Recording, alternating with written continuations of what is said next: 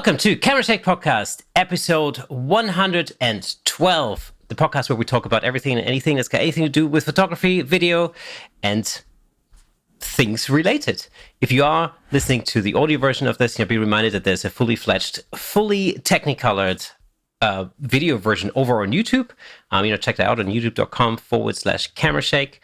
Whilst you're there, why don't you just hit that like and subscribe button, ring the bell, and do all the good stuff that YouTubers always tell you to do, because that would be fantastic. Anyway, I hope you're all well. We're back. And yet again, we're not in the same room together. Just for convenience today. I love it. Yeah. Timings. Yeah, indeed. So this is Wednesday night, and we will release in a few hours. Yes, exactly. So sometimes we're cutting it a little fine, but yeah, always. It's all good. It's all good. I remember the days when we had several weeks in the bag at times. Yeah, I was thinking about this the other day. Actually, that was those were the lofty days of like being not allowed to leave the house. Yeah. Unfortunately, work and life just gets in the way. Yeah. But it's good to be busy. I mean, that's what I say. Apparently. Yeah, true. Absolutely agree. Oh, yeah. What have you been up to? Well, I've been doing two things today. I've been working on my website, and I've been doing a test shoot with gels today. That was my my mission today. I have a shoot coming up tomorrow where I have to match some of the backgrounds for a particular agency shoots. So it's basically an acting headshot type of thing, but there's a very particular agency that's involved in that, and they typically have very particular backgrounds for children. It's a child actor basically, and so I've got to try and match the backgrounds, and because for obvious reasons, I'm not going to go out and buy tons of paper rolls in different colors. I'll just simply gel the whole thing because, that's just an easy solution. And so, I've been experimenting a little bit, trying to match those yellow and blue colors. And actually, it's working really well. Yellow and blue? Yeah, it's yellow and blue, yeah. So basically that seems to be the theme. So although, for a typical... a headshot session will do a number of different looks, but I have to include those because that's basically what the rest of the website is based on. When I look at the agent's website, so we'll do something to spec, and then we'll also do a range of other looks. It'll be interesting. Yeah, and probably. So what's your setup for this to gel the background? What are you using? Okay, so it'll be a very simple sort of a thing. It's essentially one light on the background because I want to create a slight graduation. So you have like a circular hotspot behind the actor, and then you want it to sort of graduate out a little bit because that's what I've noticed on the images, on the other images that I've seen. So I'm sort of recreating that, and I'm shooting on a gray background, like a medium gray background, because it just helps to get more saturation in the colors. You have to shoot with a little bit slightly higher power on your background light, but actually, for my taste anyway, it works really much better. So that's also, I think that's one of the tips that I remembered from the Jake Hicks interview, some months ago. So for those of you who haven't had a chance to listen to that, so some months ago, we'll link that episode up here somewhere or in the description. The master of gel photography. Yeah, so we interviewed Jake Hicks, the master of gel photography, and that was very cool. We definitely had we certainly had an awesome chat, and learned a thing or two. And so so it's a very simple. You know what? I might even go back and re-listen to that one myself. Oh yeah, we're talking about gels. Yeah, absolutely. It's been ages since I've done anything with gels. Yeah, and in fact, I remember, like, especially during lockdown, you did a lot more with gels than I did. I think I did one little test shoot or something. I messed around and tried a few things out, and what I did find interesting doing was, again, getting just. Literally, even if you're just changing the background, you just want a couple of different colors on the background and getting that, practicing a few different ways of where to place the lights to get to blend two colors perfectly together. Yeah. And without one overpowering the other, and there not being kind of a dead spot anywhere. Yeah. And it's trickier than it sounds, but when you get it, you get it. And there's so it does many... make a difference how high you have it versus... Yeah, absolutely. There are so many different things to pay attention to. In fact, I'll tell you what, I'm just going to get up for 1 second. I'm just going to show you my model for the day. If this is a puppy... It's not a puppy.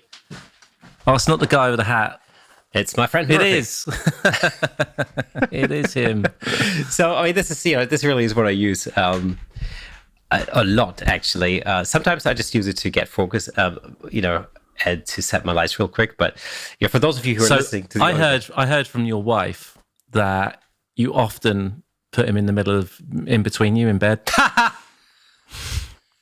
It's a really good idea. I should try that. Yeah. That reminds me of, do you remember Alcatraz? The Escape from Alcatraz? Yes, that is what it's like. Yeah, exactly. It's not made from paper matte. Totally right, with Clint Eastwood, yeah? Yeah, exactly. Yeah, it's a true story. I mean, I went to Alcatraz some years ago, and Alcatraz Island, and they've turned the original cell, or one of the cells, into sort of a display with the original paper matte sets in it, and it's quite interesting to see. I've seen a Netflix program where it goes through all of that and shows you all of that stuff. It's something to do with prison escapes, or I actually paid money the other day. I think on Sunday or something. I was really bored. Nobody was at home, so I paid money for this documentary series. Or it's a documentary that explores alternative theories about this particular prison escape, which was it was interesting. Little conspiracy theory. But anyway, so. For those of you who are listening to the audio version, what I'm actually holding up is like a rubber head, like a human life-size head that you can basically put on the top of a lighting stand, and you can use that as a stand-in model when you're setting up lights, or you're trying out different things, and experimenting and stuff like that. And I found this really useful. It's pretty much life-size. Yeah. My head's slightly bigger, I guess, because I'm big headed. And if you want to practice, avoiding shine off the top of a bald person's head, this is the one to use. Yes, I mean, so it's actually cool because you can put hats on it or wigs or whatever. But these also come in different different skin colors, for example, and you get male and female ones. Mm-hmm. And so depending on what it is that you're practicing on, it's actually a really good opportunity to get one or two of those and practice different things. And how much does one of them set you back? I think I paid about £30 for this. I think I bought it such a long time ago. I can't remember. Bargain. But I call him Murphy. It's my friend Murphy. And so I very often put him together with Phil, the Phil light. And so, yeah. So it's yes. If that upset anybody else out there, please comment, because he needs to know that those jokes aren't allowed. But I tell you what's really useful, especially when you're when you're working with gels, or when you're gelling the background in particular, you've got to really pay attention to this ratio between the background light and your key light, because what happens is, a number of things could potentially happen. And one is, for instance, your key light could hit the backdrop.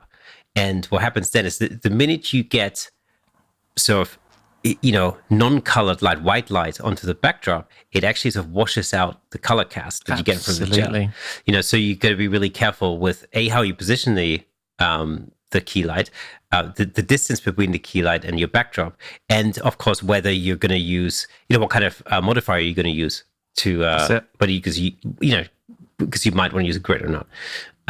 So using one of these stand-in heads is a really useful thing for that, because you can get and I would always recommend to start with the backdrop, get the background color approximately, give or take, where you want it, and then put the model in place, and then start to make sure that you get the lighting right on the model's head in this case, or if you're shooting a 3/4 or a full length type of portrait, then.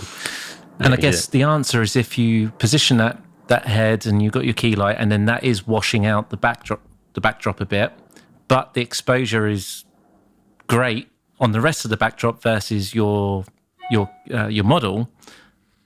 I guess so. The answer then is to move your key and your model further away from the backdrop, right? Yes, correct. So you either angle your key lights slightly differently, if that's an option, or use a grid.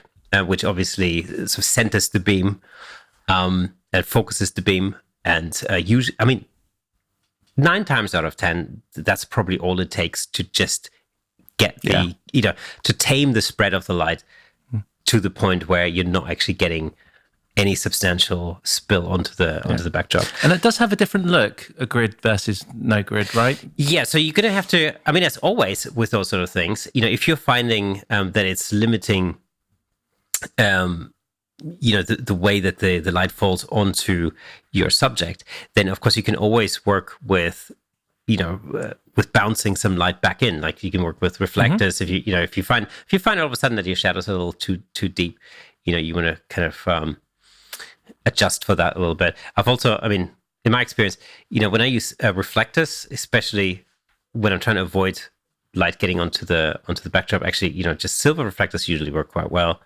Or sometimes I switch it to white. It just depends on. It sort of depends on the subject's complexion, and it also depends on how much I want to fill in the shadows. Anyway, as you know, my studio space, my shooting space is really small, and the walls are white. So half the time I don't even need a reflector because the natural bounce that I get from the walls is actually more than enough. In fact, often I have to tame that a little bit by flagging off that a little bit, and of course with any reflector, the closer you move to your subject, the more of a bounce you get. So you can kind of regulate that, just like you turn a light up and down. You just change the distance, and often just a few inches actually start to make quite a difference. Makes a huge difference, right? Yeah.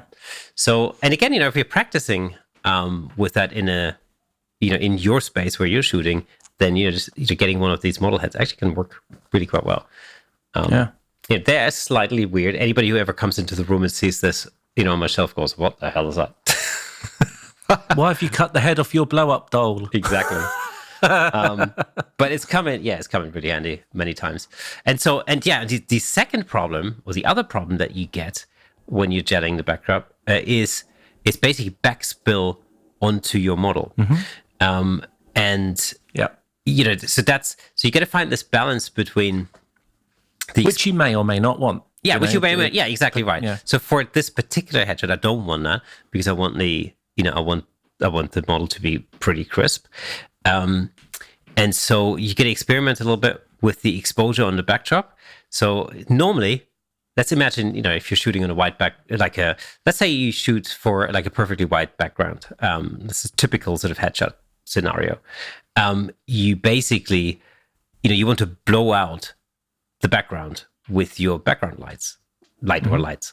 And so you expose, you get the exposure just to the point where you're throwing enough light onto the background so that it blows out, but not so much so that that light reflects back onto the back of the head of your subject, and you then get all that fringing. Because then what happens is that light basically comes back and it starts to encroach on, the subject's back of the head and the neck and the ears and possibly the cheek. So you got to be really careful. And that's one useful trick I use to get into the ballpark.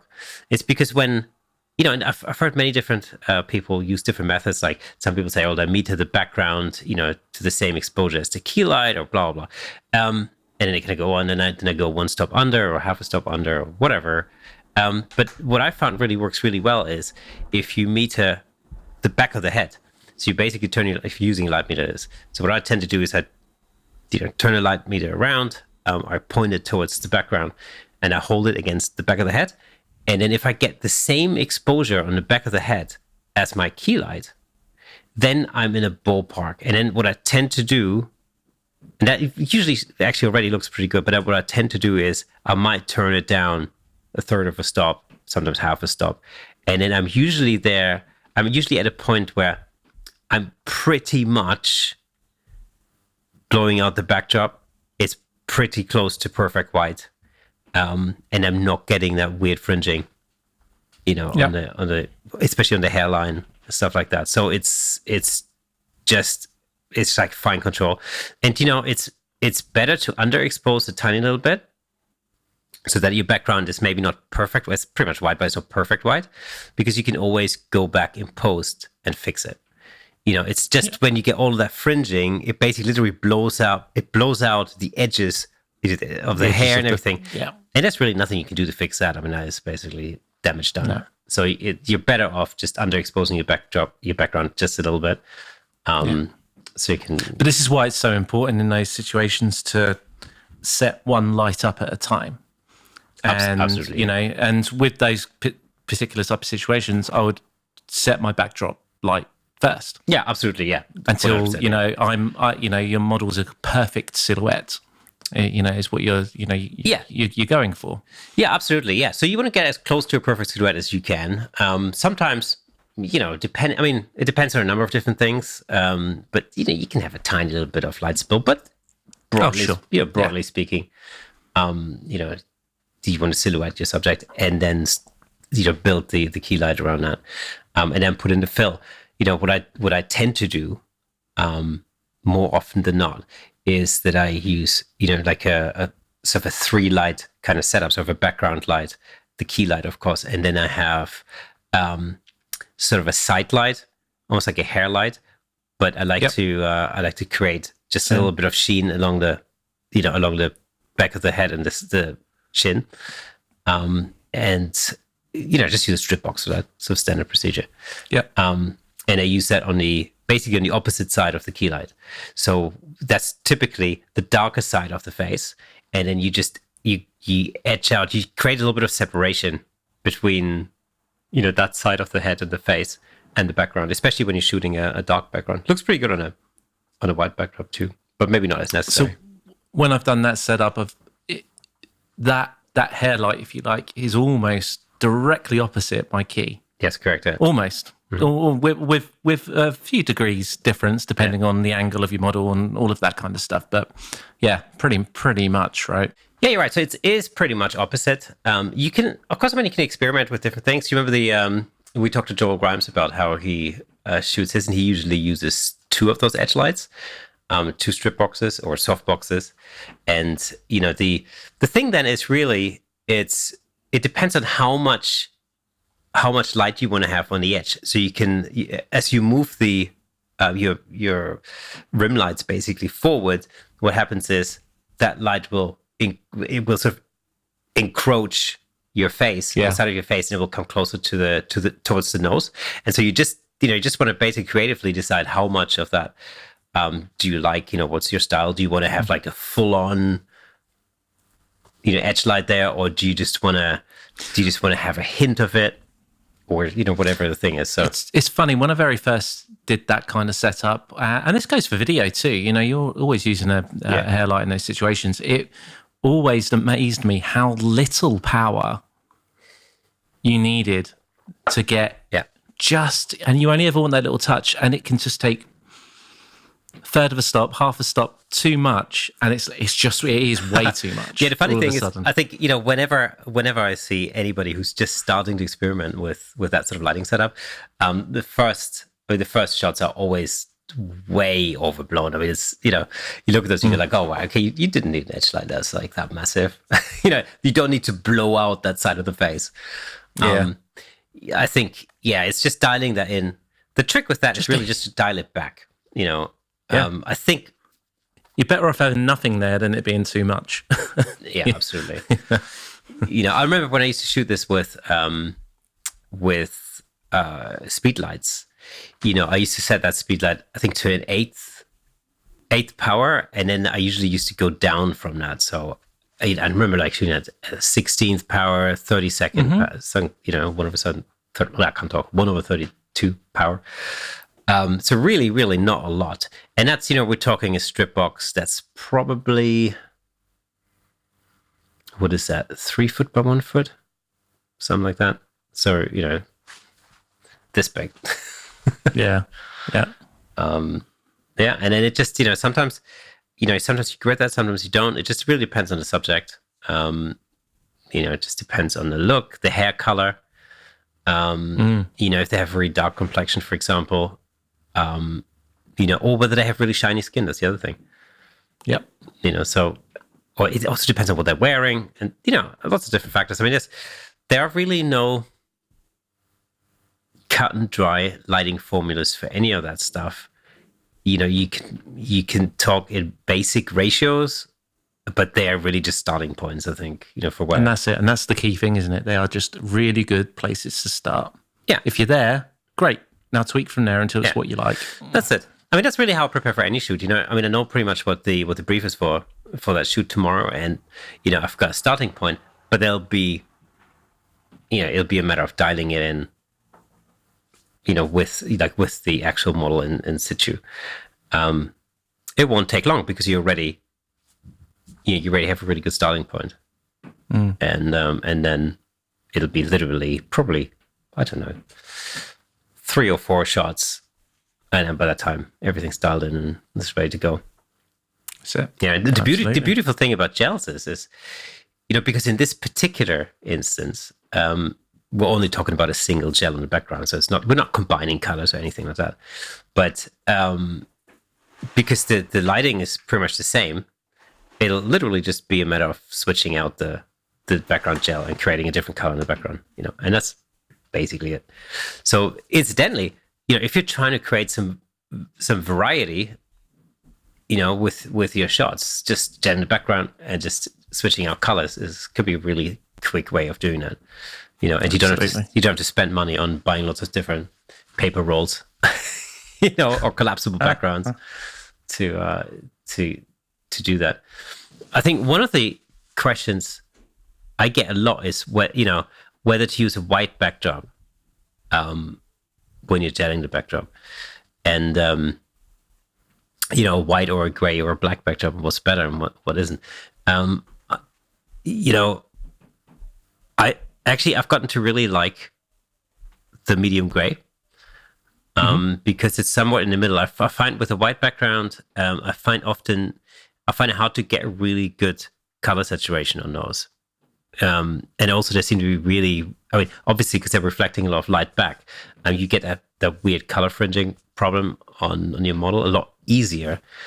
And with the black backdrop, it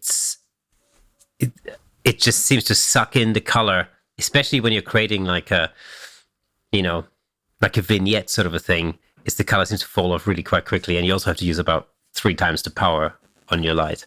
So if you're using a battery powered light, you just burn through your battery a lot quicker. So the medium gray for me is just sort of the right middle ground. This seems to work really well. Yeah, I mean, gray's interesting because you can. Well, white's interesting as well. Actually, I mean, I guess it doesn't. In many respects, it doesn't matter because if you've got white, use white. If you've got grey, use grey. You don't need to go out and get anything new or special, right? Just use what you've got because you can make them both look the same, right? Exactly. Yeah. I mean, pretty much. The thing is, it very much depends on your shooting conditions. For example, if you have a lot of space, you can actually you can move lights further away from the backdrop, and you can maybe set up a bigger backdrop, and you have more flexibility. If you're shooting in a tight space, then your options are maybe a little bit more limited, So it's, for me, for instance, what I tend to do in a typical session is I sort of go through basically 3 different types of backdrops, white, then a very dark, slightly textured gray, which I use for these kind of slightly darker kind of headshots, so slightly moodier ones, because I like this light sort of texture that backdrop has, and for the completely black background type of shots.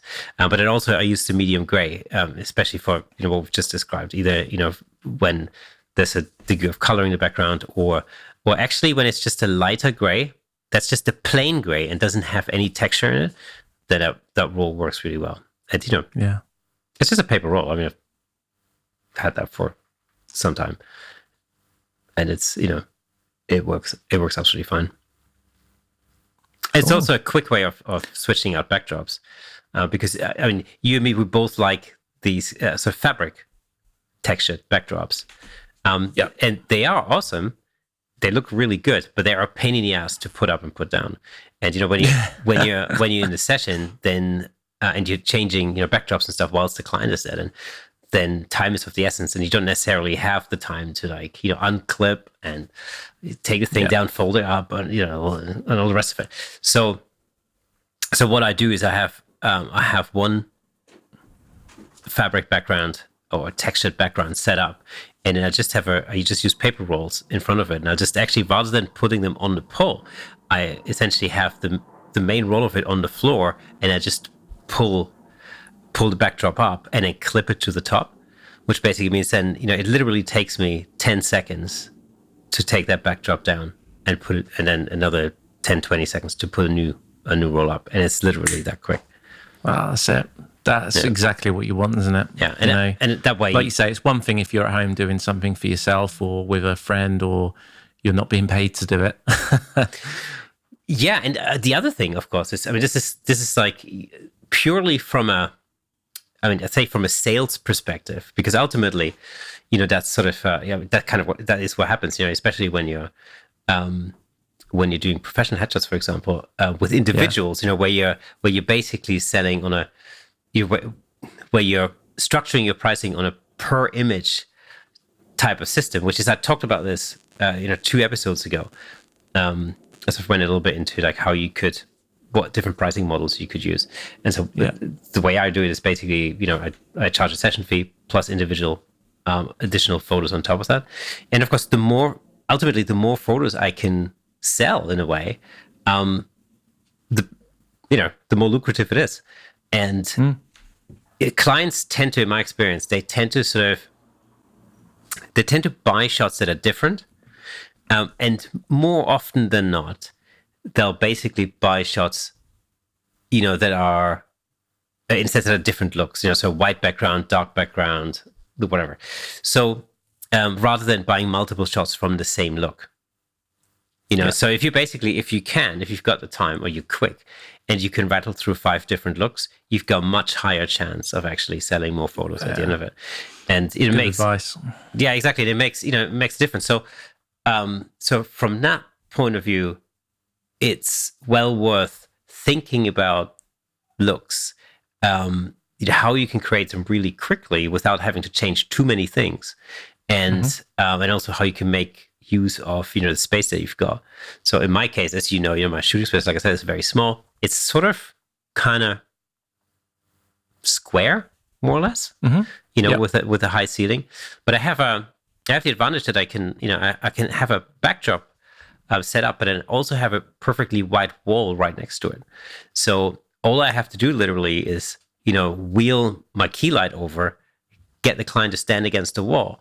And then what I do is I shoot sort of 3/4 shots with them leaning against that wall. Of course, they wouldn't be able to lean against, a white paper backdrop, for example. But you can get, again, sort of a different look. And it's not, a close headshot, but it's sort of more of a 3/4 shot. And so it's different enough so that people go, oh yeah, I'll get one of those as well. So, so it's, if you could basically plan it so that you've got a sequence of things, you could sequence of those looks worked out so that it does, you just use minimal time to change from one look to another, then you just have a better chance of making more money at the end of it. Which is that takes a bit of time and a bit of experience doing it, right? And seeing what works best for your setup and your style and the type of shots that you're taking, right? Yeah, absolutely. And I think that's really true for, really whatever genre of photography you're in. I think if you're if you're selling prints, for instance, on your website, if you're a landscape photographer or something, then you probably stand a better chance if you have a greater variety of shots, on your site, because people might go and they might like a landscape image, like a nature type of image, and then the next thing they go, oh, and that's a really cool city shot, so maybe I'll get one of those, because they're different enough. If you're just I think if you're shooting, I don't know, sunrise shots at the beach, and you've got 20 of those very similar looking shots on your website or on your page, there's really no reason for somebody to buy multiple shots. They're just not different enough, I think. Yeah. And so you can take that idea and I guess apply that to anything. That's just. But again, that's just how I do it. Other people do follow different ideas. The idea of having packages and stuff. And I talked about this as well a couple of weeks ago. I just find, for me personally, it's just very limiting, and it just puts a limit on what that session could potentially be worth.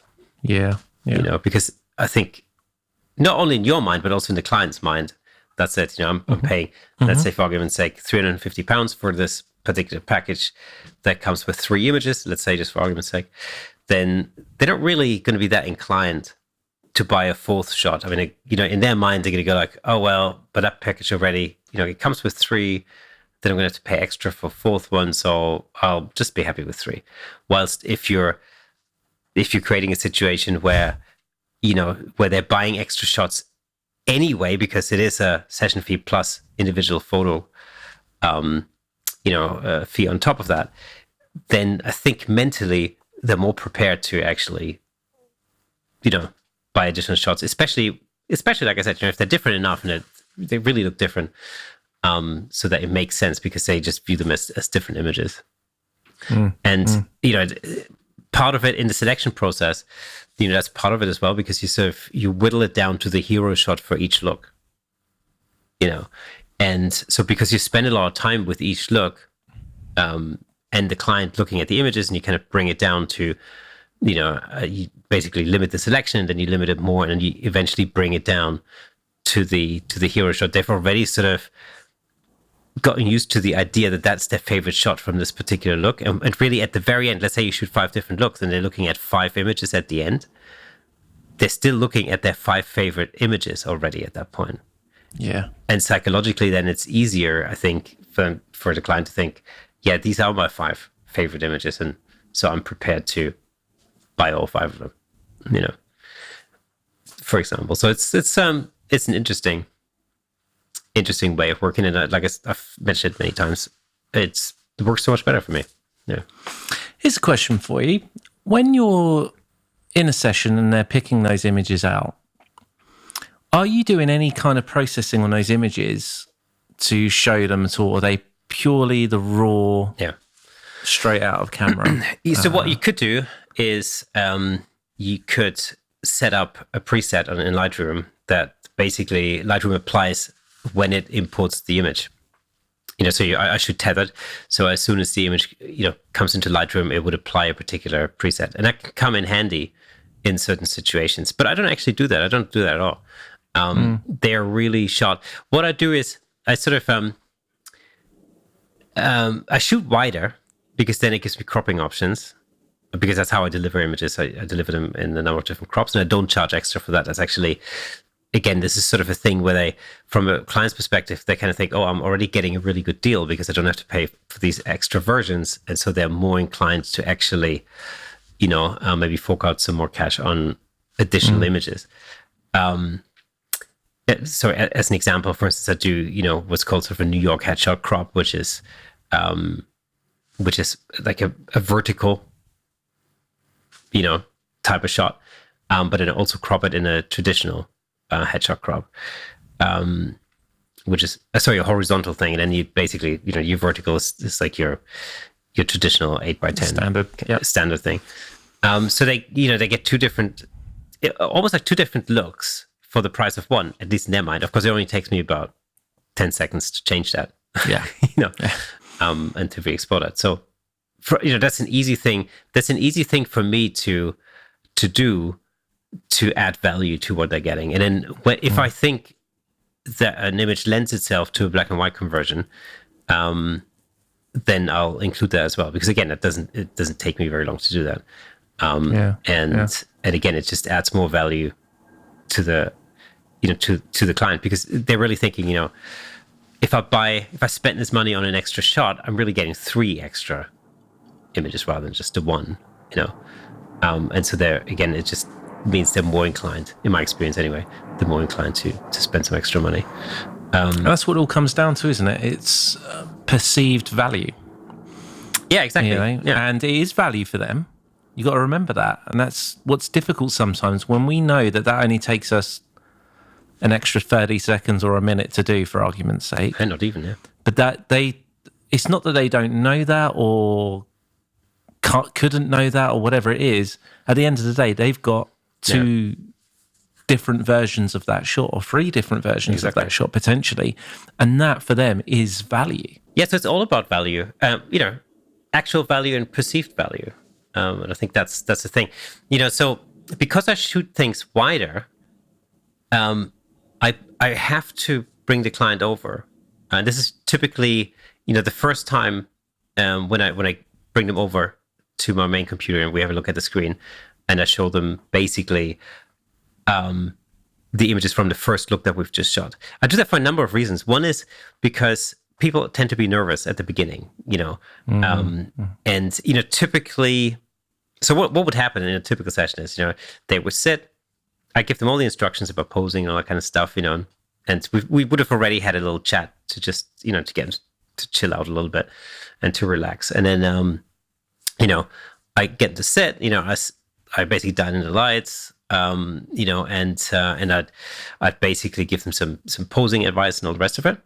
And then we shoot for a little while, and then I get them to come over to the screen and we have a look at the images that we just shot.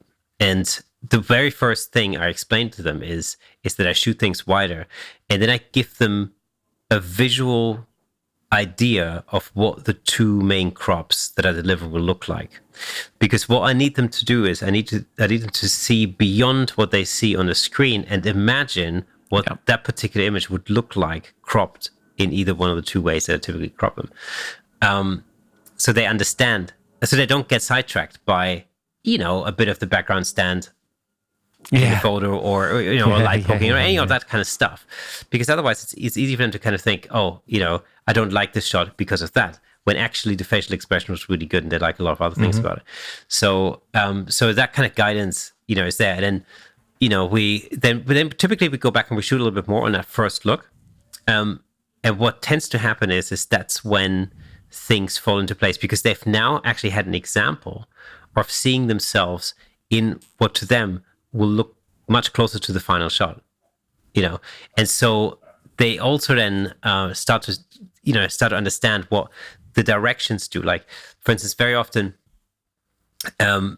if I instruct somebody to tilt the head or to move the chin up or down or whatever, or to turn slightly, or they'll do it, but they don't really have a lot of feedback, and I don't really understand what that does. So when I say tilt the head, I might actually tilt it way too much.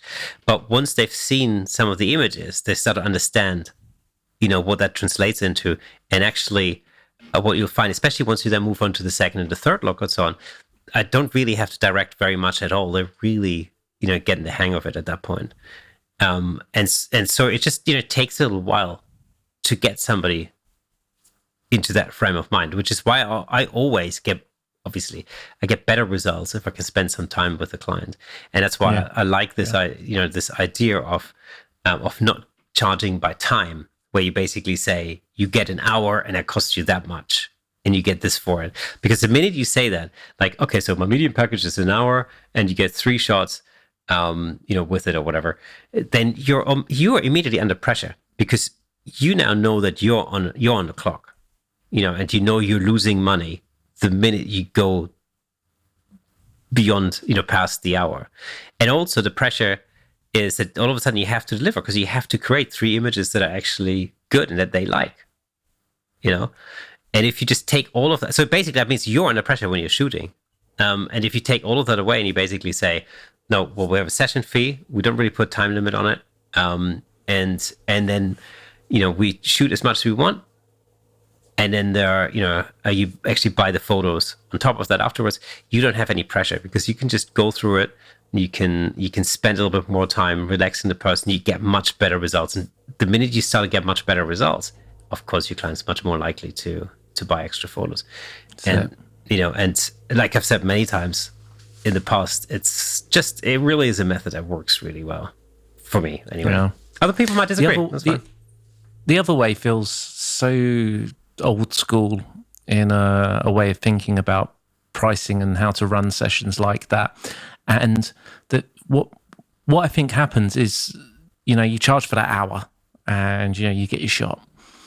And the client may well be quite happy with that shot, whatever comes out. But had they done it in the way that you're currently doing it, they could have got an even better shot out of it, something that they are super proud of. Oh, and also, they would, and also it's it's also a thing for yourself, really. I mean, as you know, not every shot or not everything you create is necessarily portfolio material. Sure. But you're getting a much better chance of actually creating something where you think like, that's definitely a portfolio shot. That's definitely going to make it on my website or something. And that's good news, because it just means that your portfolio improves, and what people see improves, and if the quality of what you do improves, then you can charge more for it. I mean, it's ultimately, when you look at it from that perspective, it makes perfect sense. I mean, it's we've talked a lot about about charging different pricing models or whatever. Yeah, true. True. It's an important thing from a commercial perspective. But it is important. Yeah. But again, creatively, this is how we started this whole conversation. Is how do you create as much variation as possible in a short amount of time with least effort? Gelling your background is definitely one way to do that. Yeah, that's it. Let's stop at gels, because we could talk about gels all night. In fact, that's a good example. If you want an example, if you're watching this on YouTube and you want a good example for gel background, just have to look behind Nick, because clearly, that's a blue gel at work right there. And no, that's the color of that blind. That's always that color. Yeah. Funny enough, that kind of changes when I'm in the room, because all of a sudden it goes pink. We get pink and blue then. Yeah. Double. I might mix it up and be pink. Yeah. My setup's actually a little bit different today. Is it? For being remote. Normally I just do our exact regular setup. Yeah. That we'd always do. But today, I'm actually sat in the middle of the table rather than off to the side. So I'm in the approximately center of the room, whereas normally I'd be, off that way. Yeah. Just for fun. Thought I'd mix it up. And I've not got the aperture light out or the big dome out. I'm just using a little LED panel today. Oh, really? Okay. Because I was a bit rushed for time, and that was handy and convenient, and I just set that up. Thought, that'll do. Right, okay. That'll do. Cool. So hopefully, we'll see. It's all right. Yeah, I mean, it looks like, from what I can see, from what I can see over Zoom, it doesn't. I wouldn't have been able to tell the difference. I mean, probably if you look at it side by side, you probably can. But it's not as. I'm looking in the LCD of the camera, and it's difficult to tell because that's small and far away. Yeah. But it doesn't look as soft as you can imagine. Yeah. There seems to be a bit more spilled potentially, but I don't know. Let's see. I think I can get away with it. Cool. Wow. Yeah. There's been some interesting developments in the land of photography news. Well, actually, interesting. But there's some interesting stuff that's happened over the last week or so. For all of you Capture One users, if you are using Capture One, because Capture One is now bringing its photo editing software to iPad. All right. Yeah, with some interesting little features. That's cool. And of course, we already know this. I mean, we know this from Lightroom and Photoshop. Of course, that's they've Adobe has embraced the mobile format, for a while, and and I think that's most likely why Capture One have moved into that space, because I think that's where things will be going in the future. Yeah, I have used Lightroom Mobile more and more lately, and the reason being is that if I'm out and about, just we're visiting somewhere or we're, going to whatever, I just want to do, take a few shots on my phone, and I'm just editing those phone shots, but I do it in the Lightroom app instead. Yeah. It's quite functional. Do you use it on It's quite functional. Do you use it on your phone or the iPad? Phone. So I haven't used it on my iPad yet. So I've used Lightroom Mobile on my phone for years, and I've always used it to edit shots I've done on my phone, or when I'm out and about, especially with the Fuji, for example. I transfer. I basically always I tend to shoot RAW and JPEG on that camera typically when we're out, and so I transfer the JPEG image to my phone, and I do a quick edit there, and actually 9 times out of 10, that's the image I would put up on like Facebook or whatever, and so I've liked it. But I was surprised that they were able to add in, select subject and things like that into that little app. Exactly, and there are more possibilities even on the iPad version of that, especially when you work on it with an Apple Pen. I mean, incidentally, my daughter's been bugging me for an iPad and an Apple Pen because she does a lot of drawing. She actually does a lot of drawing. She's turning into a really good little artist, actually. She does a lot of drawing studies. It's really interesting to see. She did some font studies the other day where she's been drawing lots of fonts, lots of different fonts. And then she's got a sketchbook, which she does all of a sudden. She does like things like head studies and eye studies and lip studies and nose studies and all that kind of stuff. So it's interesting. Cool. It's interesting to watch that develop. Because you can go back in a little sketchbook and see what it was like 3 months ago, and you really see the improvement. It's very, very interesting. Nice. But she's been bugging me about getting her a new iPad with an Apple Pencil so that she can draw, on that. But yeah, coming back to Capture One. So Capture One has basically brought out a new version of its editing software for iPad. It's interesting because it does raw conversion, and it does photo editing at the same time, and it's basically really it's designed to work with an iPad workflow. So it does include gestures, for instance, and touch and all the rest of it. So it's not just a kind of a cut down version of its desktop software, wrapped into an app. What they've done is they've really thought about the workflow and the process on a mobile device, and so they've specifically custom designed it to work for that, which seems to be really quite good. That's cool. Very nice. Also, just much like Lightroom, it also works with their cloud file transfer protocol thing, so that you save your files in the cloud and you pull them down, and and so on and so forth. Then you've got access to it no matter what device you're on. And of course, Lightroom Mobile works in the same way that you store your files in the cloud and you just pull them up on your desktop when you want. Yeah. And so it kind of means you can edit anywhere, which is cool. Yeah.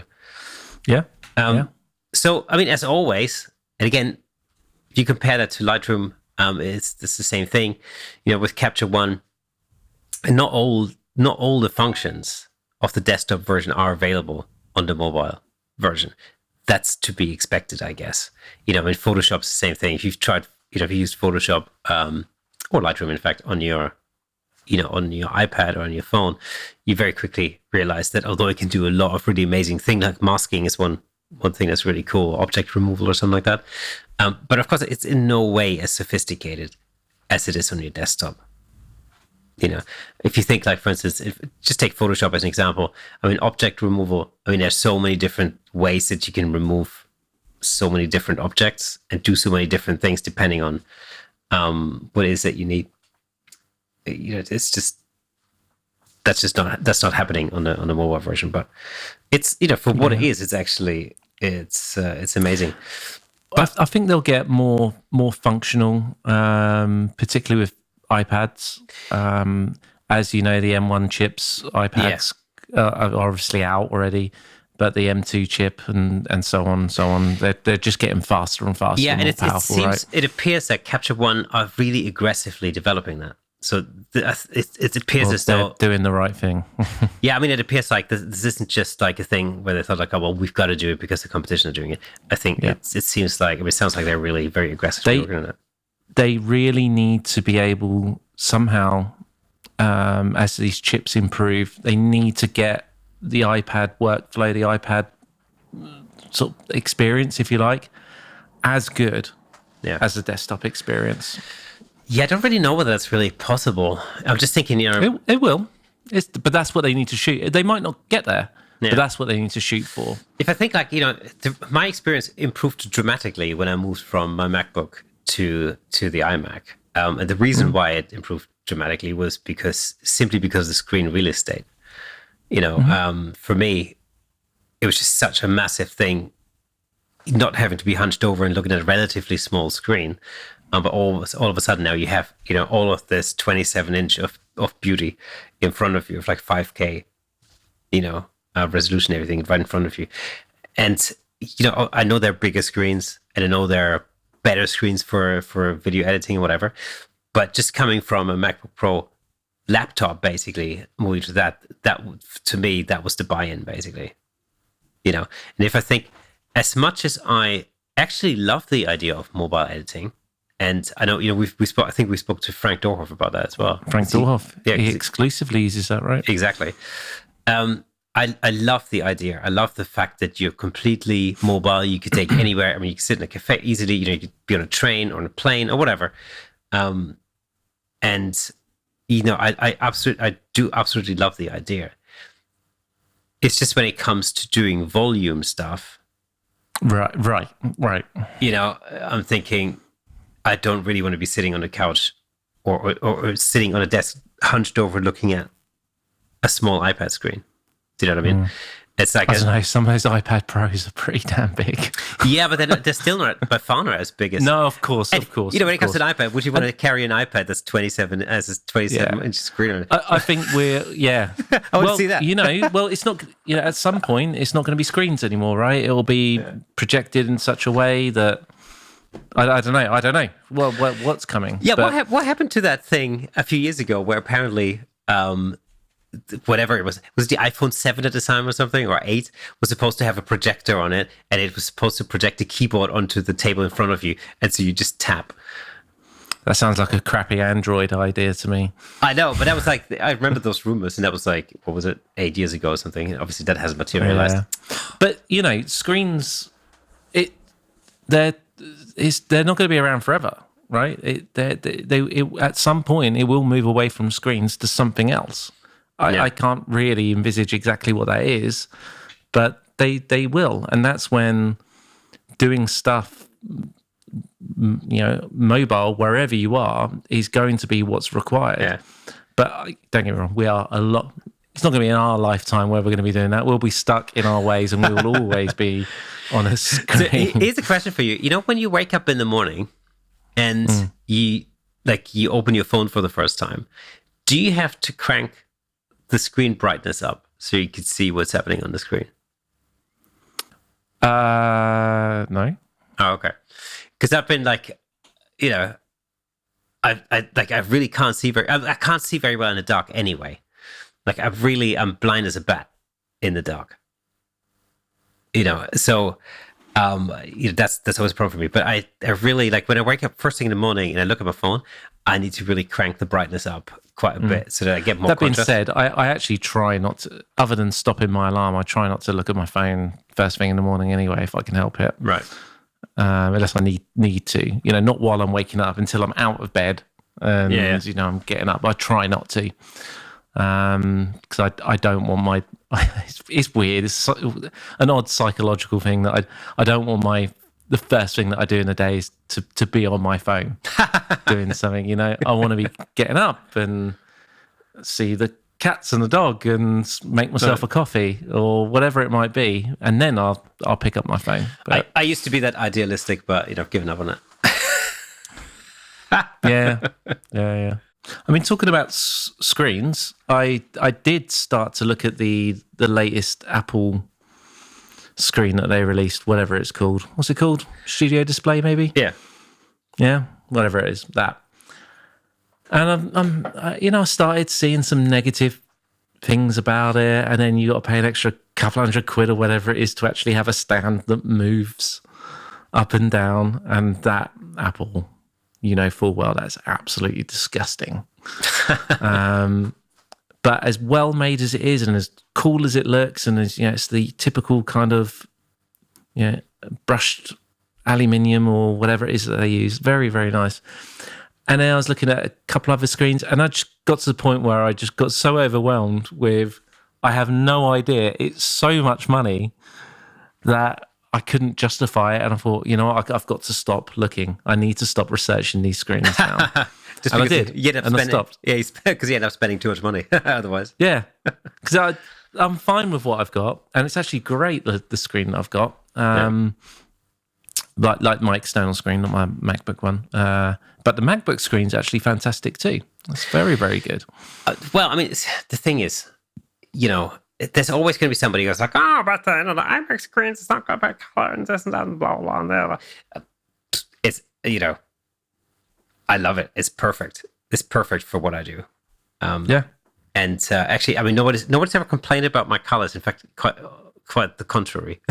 So I think it's working out well, And that's it. That's it. Until it's a problem. Yeah, I think what's much more of an issue is actually when your eyes get tired, and often that's because of bad posture, for example. I say this all the time. It makes a massive difference on how you sit, how you look at your screen, what your posture is like. It's going to make more of a difference to your color accuracy as to whether your screen has a few more nits or less.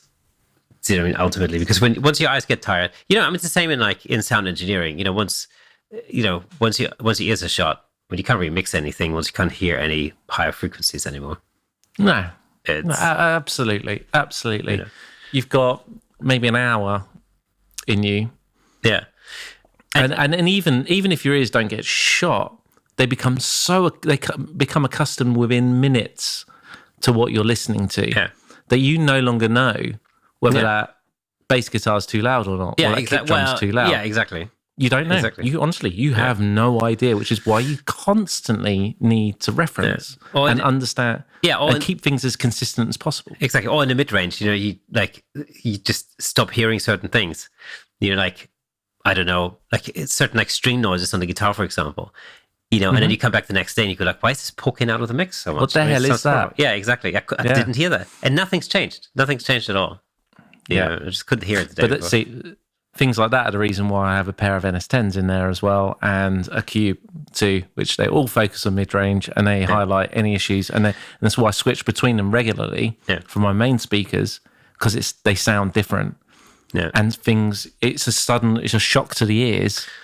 And it goes, right, okay, what's good? Because if it actually still feels good across all of them like that, you're onto a winner. Yeah, exactly. That's it. That's why in the olden days you used to do a mix, run a mix on a tape, get in the car, listen to it on a car speakers. I will still not send anything out to anybody unless I've listened to it in my car. Yeah. It doesn't go. I refuse. Yeah.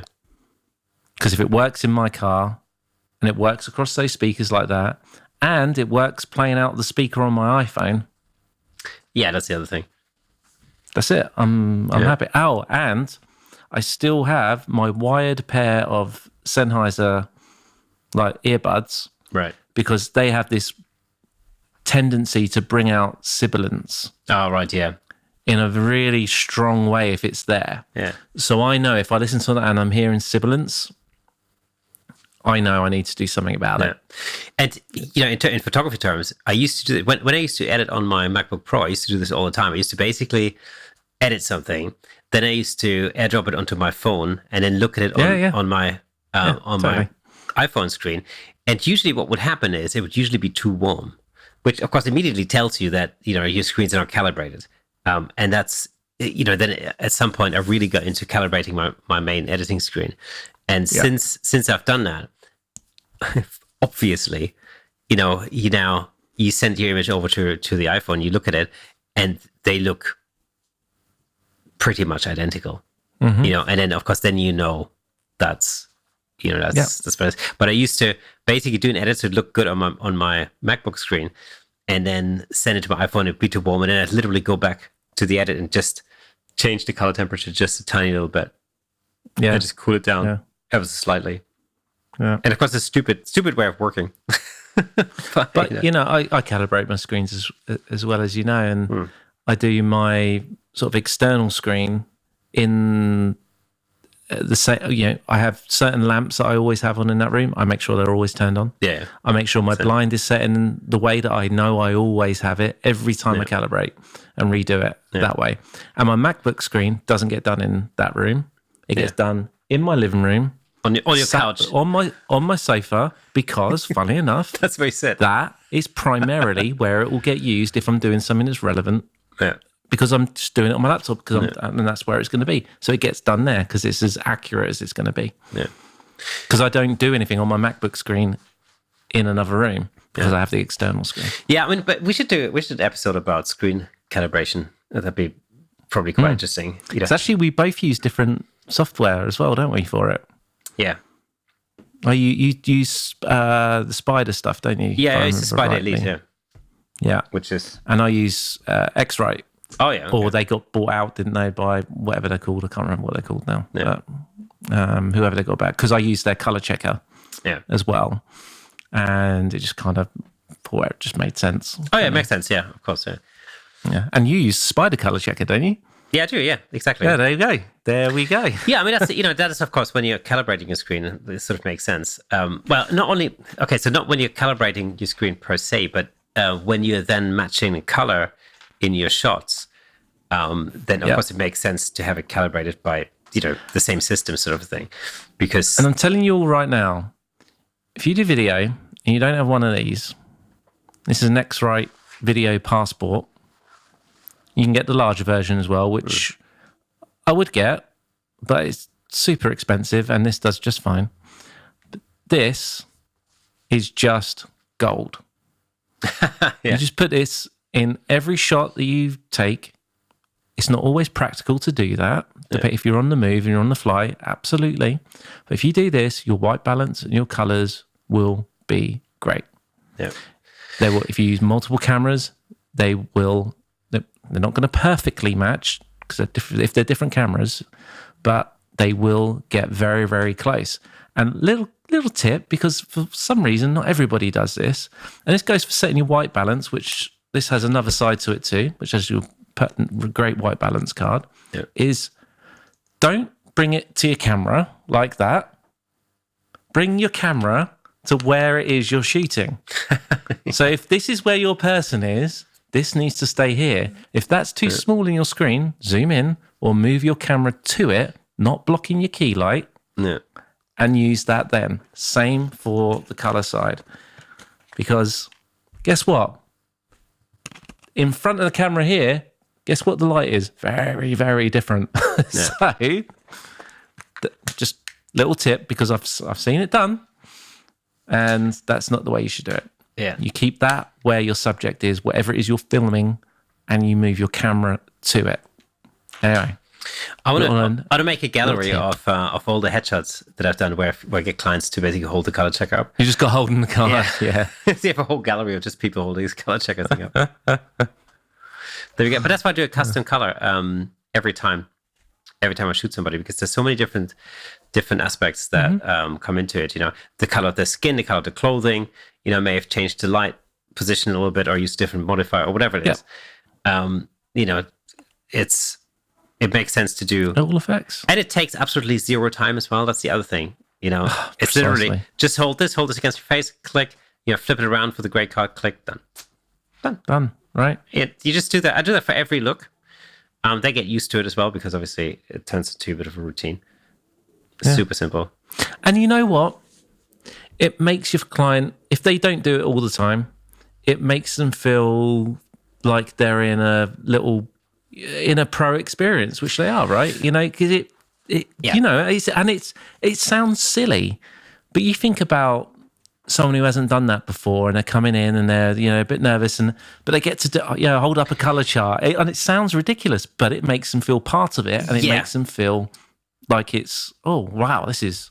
And you know, the thing is, like, of course, you always get the question, "Oh, what's that for?" And then you explain it to them, and immediately you think, like, "Oh, okay, well, you know, the person who's photographing me obviously knows what they're doing because, you know, 9 times out of 10, all of that technical blurb just goes straight over the head. But it basically means that they immediately think, like, okay, you must be an expert because you know about color weirdness."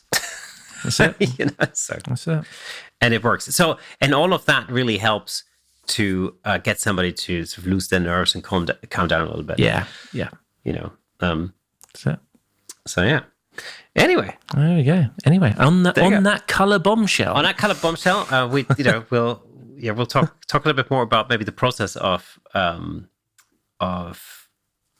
you know, color correcting your screen, maybe in one of the future episodes. But well, that'd be quite nice. You know, color correcting your screen, and perhaps, you know, how we go about using these color checkers. Yeah, absolutely. And what we do with it once we've taken a photo of that.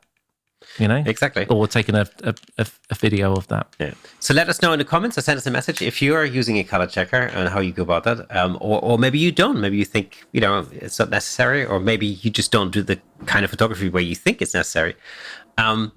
Just get in touch. Let us know. Do you use a color checker or not?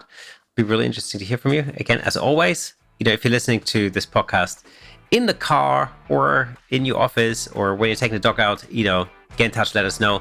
It's always good to know where you are when you listen to the show. Anyway. And Tommy, you're in your car. We haven't called you out for a while. True. Let us know. Yeah, actually don't watch the YouTube video whilst you're driving the car. Pro tip, that is. See, it was worth watching this just for that.